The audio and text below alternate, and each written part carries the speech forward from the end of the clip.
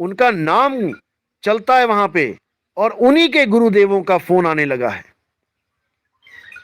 यानी गुरु आ जाएगा तो चेले भी आ जाएंगे।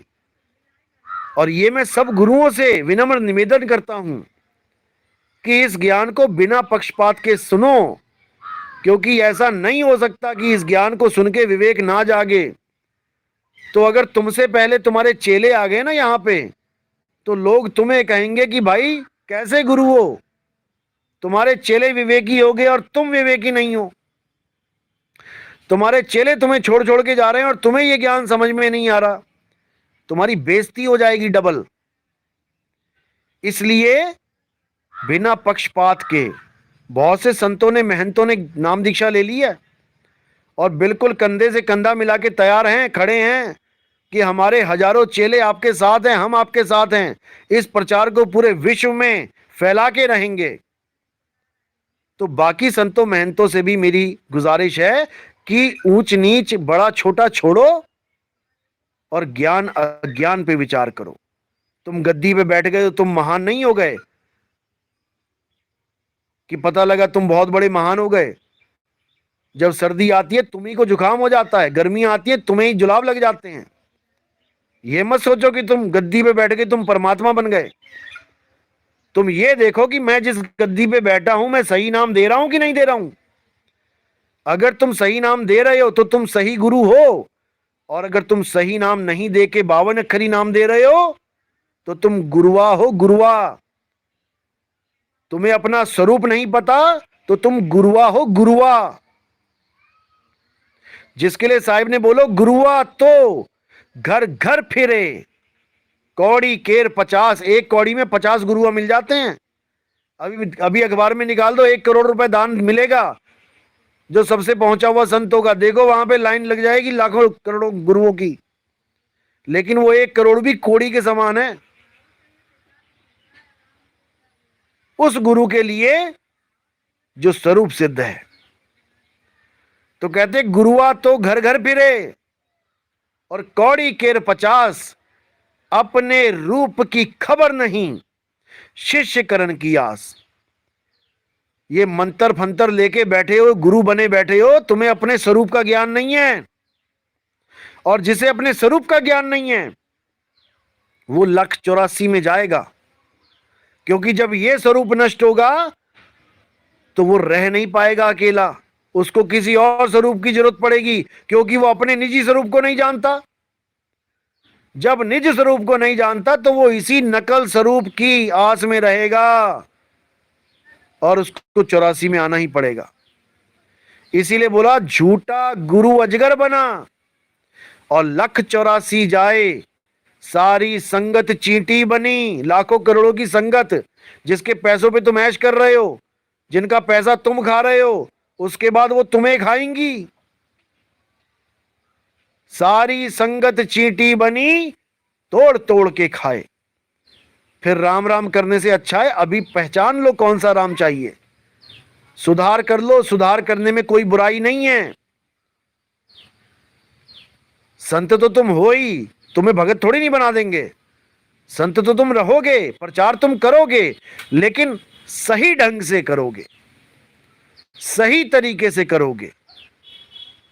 इसलिए ये वीडियो सब गुरुओं तक पहुंचाओ और उनको हमारे सत्संग शेयर करो और उनको समझाओ आखिरी मौका है।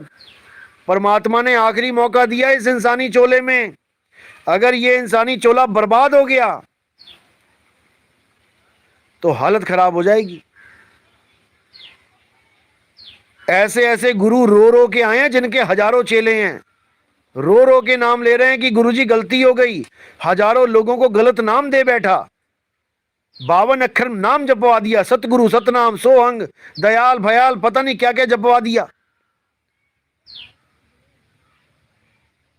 52 अक्षरों में उलझा दिया। क्या करूं मैं, रातों को नींद नहीं आ रही है कि मैंने लोगों को गलत दिशा दे दी।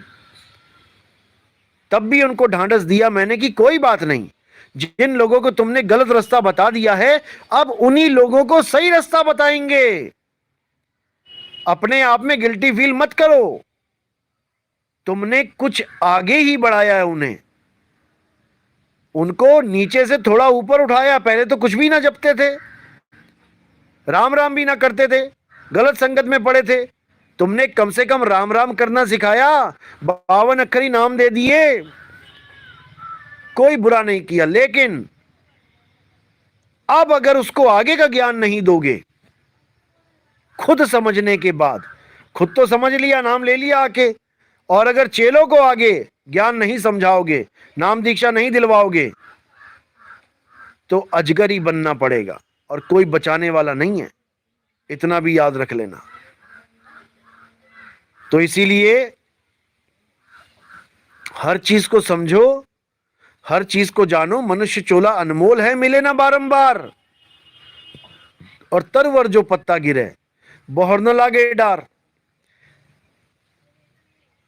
तो इसको समझो और ज्ञान में आओ।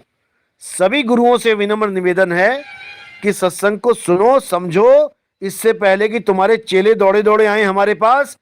तुम्हें आना चाहिए, गले लगना चाहिए, आके साथ में कंधे से कंधे मिला के इस कार्य को पूर्ण करना चाहिए। बहुत नोट कमा लिए, बहुत नाम कमा लिया, अब परमात्मा का सतनाम कमाओ, सतनाम कमाओ। अब मौका आया सतनाम कमाने का। राम नाम की लूट है, लूट सके तो लूट।